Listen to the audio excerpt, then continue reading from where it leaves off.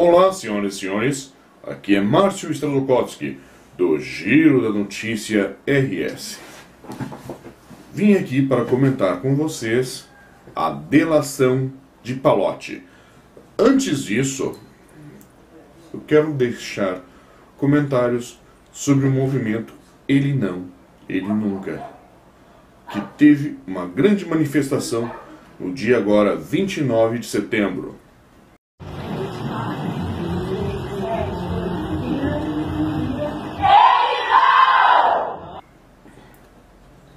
O movimento Ele Não, Ele Nunca foi uma representação, eu não preciso dizer quem foi que organizou, mas, deixando minha opinião, parece que foram todos os candidatos de esquerda, os quais sozinhos não teriam juntado tanta gente.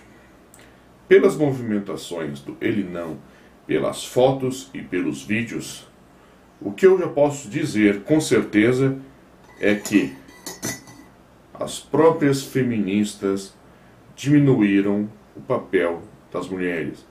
As próprias feministas, próprios manifestantes que se manifestavam afirmando que o Bolsonaro era misógino, machista, racista e elas mesmas fizeram manifestações que humilharam as mulheres em seus papéis.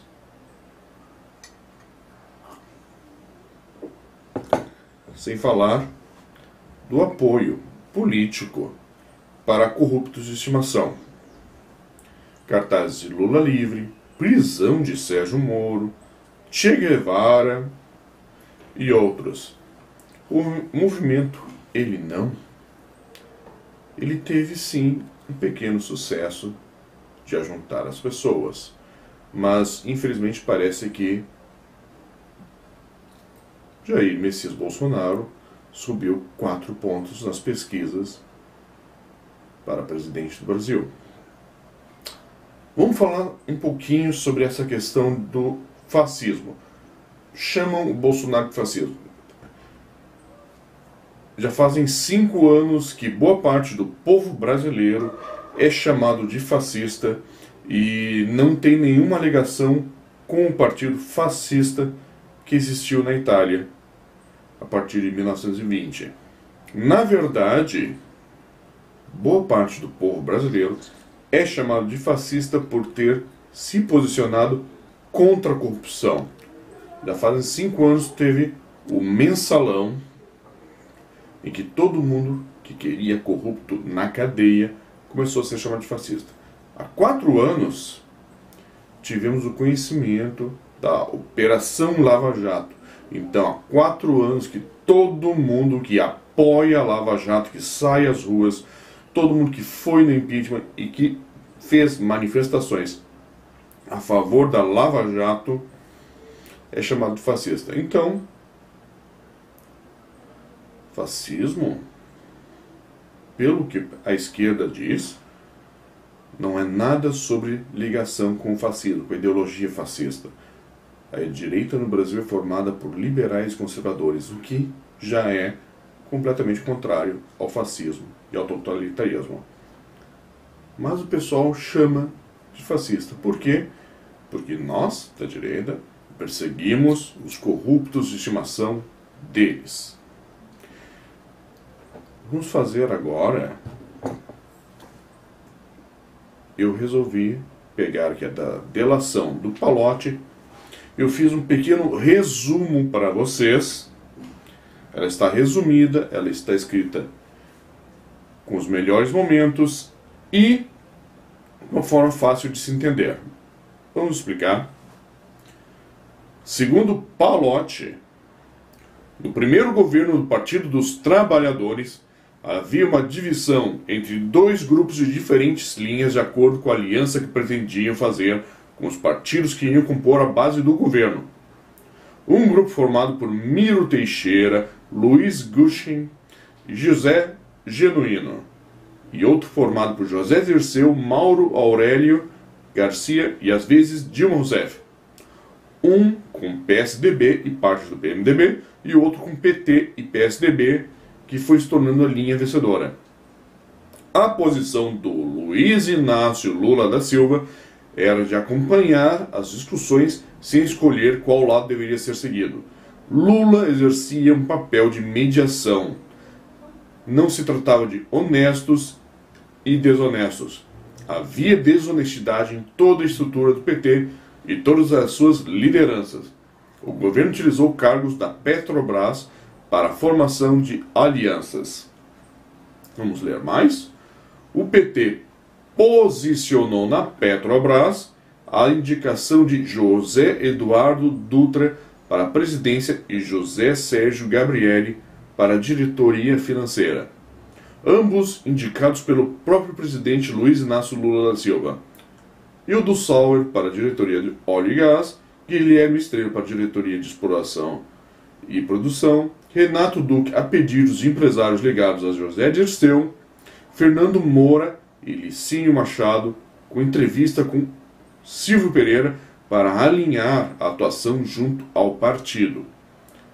Rogério Manso, diretor de abastecimento, foi o único diretor do governo Fernando Henrique Cardoso a ficar no cargo no governo Lula. A Odebrecht entrou em conflito com Rogério Manso em negociações da NAFTA para a Braskem. As dificuldades relatadas a Palotti por Pedro Noves e Alexandrino Alencar, ambos da Odebrecht. A Odebrecht se alinhou ao Partido Progressista para derrubar Rogério Manso e Luiz Inácio Lula da Silva resolveu os problemas indicando Paulo Roberto Costa para a diretoria de abastecimento, para garantir atos de corrupção, tanto empresariais quanto empresários. Vamos ler mais.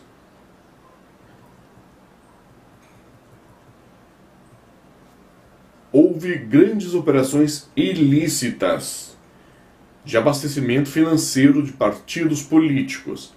Wilson Santa Rosa comandava a gerência executiva de comunicação institucional, era líder sindical dos petroleiros do PT em Campinas, São Paulo, e ligado a Lula, ala de Luiz Marinho e Jacob Bittar.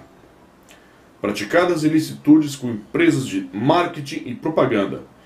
3% dos valores de qualquer contrato eram repassados ao PT através de tesoureiros. Em fevereiro de 2007, Luiz Inácio Lula da Silva convocou Palotti ao Palácio da Alvorada e disse irritado que os diretores da Petrobras, Renato Duque e Paulo Roberto Costa, estavam envolvidos em crimes. Luiz Inácio Lula da Silva perguntou quem foi o responsável pelas indicações, e Palotti afirmou que foi o próprio Luiz Inácio Lula da Silva o responsável. Ambos os diretores estavam agindo de acordo com o Partido dos Trabalhadores e pelo partido. Era comum Lula reclamar e espravejar sobre assuntos ilícitos que chegavam a ele e que eram ocorridos justamente pela sua decisão. Parece piada, mas não é. Após o diálogo, Luiz Inácio Lula da Silva não tomou medidas para tirar os diretores. Com novos contratos, a OAS, Odebrecht, Andrade Gutierrez e Camargo Corrêa entraram com contribuições eleitorais. No início de 2010, Palotti participou de reunião com Luiz Inácio Lula da Silva, Dilma Rousseff e José Sérgio Gabrielli para solicitar ao presidente da Petrobras 40 sondas para garantir o futuro político do Partido dos Trabalhadores com a eleição de Dilma Rousseff. Luiz Inácio Lula da Silva afirmou que caberia a Palotti gerenciar recursos ilícitos para a campanha de Dilma Rousseff. Luiz Inácio Lula da Silva explicitamente tratou de arrecadações de valores de grandes contratos da Petrobras. Houve reclamações do PMDB, que não possuía posição na Petrobras. Nestor Severo representava o senador Delcídio Amaral Gomes, que o então deputado Fernando Diniz era notadamente corrupto e inicialmente recusou a nomeação de João Henriques. Fernando Diniz, líder do PMDB, com apoio de Henrique Alves, Eduardo Cunha e Michel Temer, conseguiram fazer Luiz Inácio Lula da Silva nomear Jorge Zelada para a diretoria. O PMDB, ao ocupar a diretoria internacional, tratou com Odebrecht com larga margem de propina. Um dos contratos de 800 milhões de dólares, que renderia uns 40 milhões de dólares, tinha tamanha licitude que foi reduzido para apenas 30 milhões. Era óbvio que a formação do governo se dava por distribuição de cargos e dinheiro. A base de apoio em esfera federal, o PSB, PCdoB, PR, PP e PSC, em 2004, período das eleições municipais, Acordo Nacional dos Partidos base do governo, se apoiaram mutuamente com acordos políticos e financeiros. Um dos acordos entre PT e PTB era de 20 milhões, mas houve apenas repasse de 4, ou seja, ladrão que rouba ladrão vira corrupto de estimação. Pense um pouco nisso nas eleições de 2018.